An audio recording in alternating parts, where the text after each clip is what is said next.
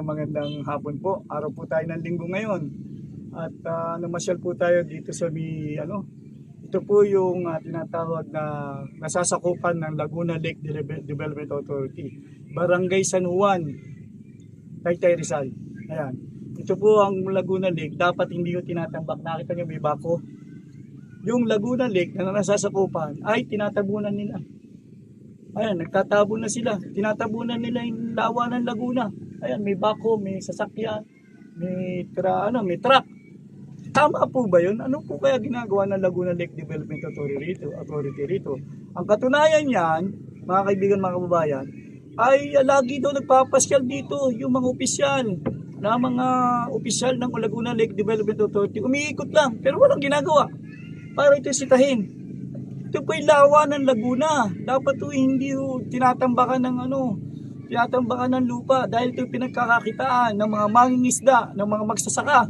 Sila po ay nagtatanim, sila po ay nangunguha ng isda rito na nasasakupan ng Laguna Lake Development Authority. Kaya Pangulong Ferdinand Bongbong Marcos Jr., tanggalin mo lahat ng mga opisyal at lahat ng mga empleyado ng Laguna Lake Development Authority. Tingnan niyo, ang ginagawa daw, ikot lang ng ikot, wala namang ginagawa. Kung titignan po natin mamaya, ikutin din natin yun, yung mga kabahayan na yan na dapat hindi ilagay dito po sa Laguna Lake Development Authority. Ayan, ang dami rin, mga informal settlers.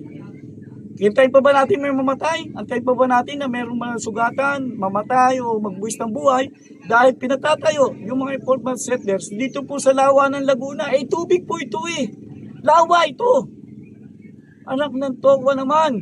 Pangulong Ferdinand Bongbong Marcos Jr. Tingnan nyo rin doon, itong mayor dito. Itong si Alan De Leon, mayor ng Taytay, anak ng Tokwa. Sinisisi niya yung dati daw mayor na dati ganito, inabutan na lang daw niya. Kahit inabutan mo yan kung mali at illegal at hindi maganda, gawin mo dahil ikaw na nakaupo bilang mayor ng Taytay Rizal. Tinamahan ka na magaling. Masisisihin mo po ba yung iba? Ikaw na ngayon na nakapwesto bilang mayor. Gampanan mo yung tungkulin. Pumunta ka rito. Ilubog mo sarili mo rito sa lawa ng Laguna para maintindihan mo at malaman mo yung pakiramdam ng mga tao. Ay nako, mayor, punta ka lang sa iba. Panay ka lang TikTok. Panay sayo-sayo ka lamang. Puntahan mo ito. Huwag yung taanga-anga. Huwag kang hindi utos ka lang ng utos. Puntahan mo ito. Ha? Yan lang mga aking pakiusap. Ha? Sige, tuloy tayo ron. Punta tayo doon sa kabila. Sir, punta tayo doon sa kabila. Tingnan natin, pakita natin mga informal settlers.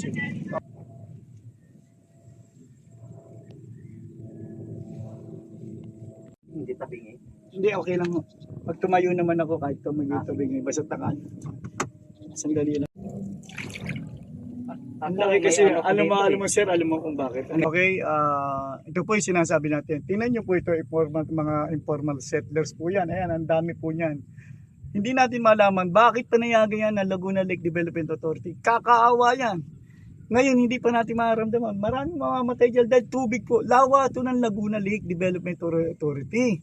Ang atin lamang po dito, yung mga magsasakan, apektado na rin itong mga mangingisda. Dito po sa lawa ng Laguna, wala akong ginagawa aksyon. Ay, hindi natin maintindihan sa Laguna Lake Development Authority.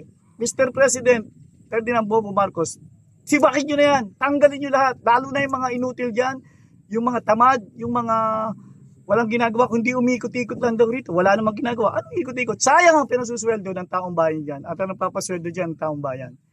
Kaya yung Laguna Lake Development Authority, tingnan po natin yan. Lalo na ang Department of Agriculture, Pangulong Ferdinand Bongbong. Ito po ang tingnan natin. Actually, dalawa po yung ating interview nung nakaraan ay yung pong mga magsasaka, yung magtatanim. Ito po yung mangingisda naman. Ayan po, pinagtatayuan po ng informal settlers dito po mismo sa lawa ng Laguna, sa Laguna Lake Development Authority. Under po nila ito, pero wala po silang ginagawa. Pumupunta lang daw rito, paikot-ikot. Anong ginagawang ikot-ikot? Hindi kinakailangan. Kaya tingnan din po natin itong mayor. Naku, anak ng Tokwa ito si Mayor. Ang hiling mag-TikTok, mag-abroad. Itong si Mayor Alan De Leon ng Taytay. Punta ka rito. Sinabi ko sa'yo, pumunta ka rito Ikaw binoto ng taong bayan ng Taytay Rizal. Dapat may malasakit ka sa taong bayan dito. Huwag natin antayan na may mawatay, may magbuwis ng buhay dahil dito sa kanilang sitwasyon dito. Bukod sa mawalan ng trabaho, possible pa na mawalan ng bahay yung mga nagtayo-tayo rito ng mga informal settlers. Please, si Mayor Alan De Leon.